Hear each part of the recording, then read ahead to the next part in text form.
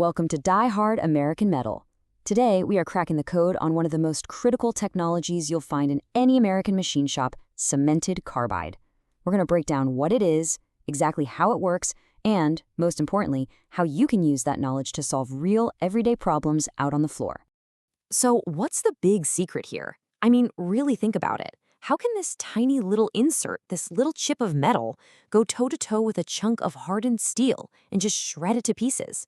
It seems like it should be impossible, right?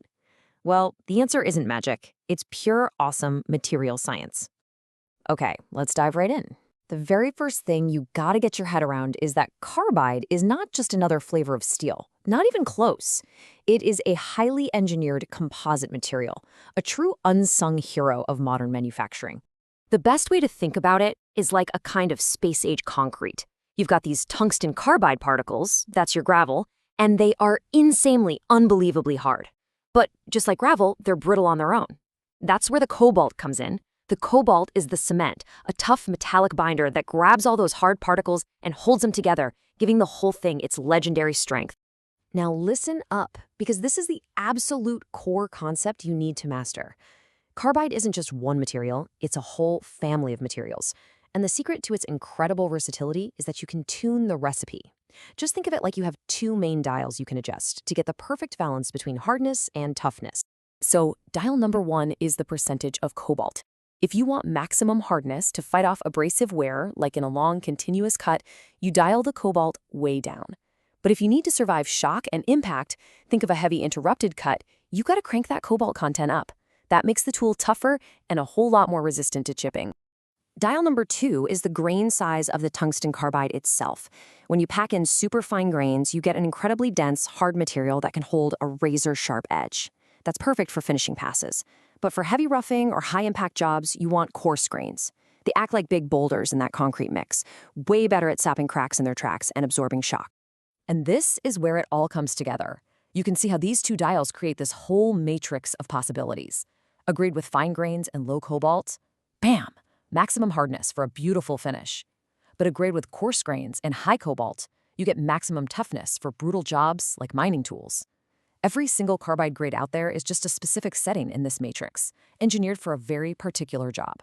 All right, so now that we've got the science down, let's figure out how that translates to those, let's be honest, kind of confusing grade codes you see on the box. You're really only going to run into two main systems, the classic American system and the global one that's more common today. You know, the difference in philosophy is actually pretty simple when you boil it down. The American ANSI system, the one with the C-Grades, basically tells you what the job is. It's application-based. The global ISO system, it takes a different approach. It tells you what material the tool is designed to cut.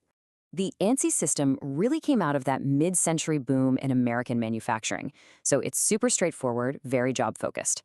C1 through C4 are your go-tos for cast iron and non-ferrous stuff. C5 through C8, those are for steels. And the logic is simple. The lower numbers are for roughing, which means they're tougher, and the higher numbers are for finishing, where you need more hardness. Easy enough, right? Now, the ISO system uses letters and colors for different materials. You'll see blue P for steel, red K for cast iron, and so on. But here's the absolute critical thing you have to remember. The numbering logic is the complete opposite of the ANSI system. With ISO, low numbers, like a P10, mean high hardness for finishing. High numbers, like a P40, mean high toughness for roughing. Don't get that backwards. Okay, this is it. This is where all that theory becomes your most valuable tool. Because knowing about our two dials, cobalt and grain size, lets you diagnose and solve the most common insert failures right there on the shop floor, without having to call anybody. Oh man, we have all seen this. You're running a job, probably an interrupted cut, like milling, and the sharp edges on your brand new insert just keep fracturing. They aren't even wearing out, they're just breaking off. So frustrating. This is a textbook toughness failure. The grade you're using is just too hard and brittle for the job at hand.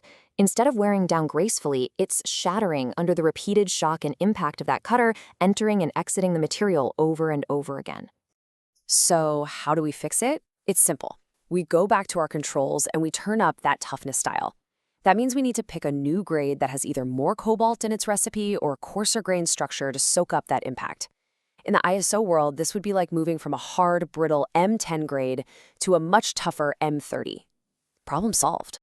Now let's look at the complete flip side. Your insert isn't chipping, it isn't breaking at all. Instead, the edge just looks like it's melting away. It's wearing down so fast you can't hold your tolerance for more than a couple of parts. The diagnosis here is the exact opposite of our last problem. You have a lack of hardness. The grade is too soft and tough for this particular job. It just can't stand up to the intense heat and abrasion you get when you're turning steel, so that cutting edge just gets worn right off. And the solution is just as straightforward. We need to go to our other control and turn up the hardness dial. We'll pick a grade with less cobalt, or a final grain size, or maybe both, to get the wear resistance we desperately need to survive that cut. In ISO speak, this means going from a tough P35 grade down to a hard P15. And you better believe this technology is not standing still. Innovators right here in America, guys like Kennametal and others, are constantly pushing the science forward, and they're developing materials that completely break the old rules. I mean, we are now seeing some absolutely amazing things. Stuff like gradient sintering, which can give an insert a tough outer skin with a super hard core. You get the best of both worlds. And with the rise of additive manufacturing, we can now 3D print carbide into crazy complex shapes with features like internal cooling channels, something that was pure science fiction just a few years ago. So here's the main takeaway from all this. By understanding these simple fundamentals, those two dials of cobalt percentage and grain size, you have the power. You can diagnose failures, you can select the right grade for the job, and you can stay ahead of the curve as this absolutely amazing material gets even smarter. Now get out there and make some chips.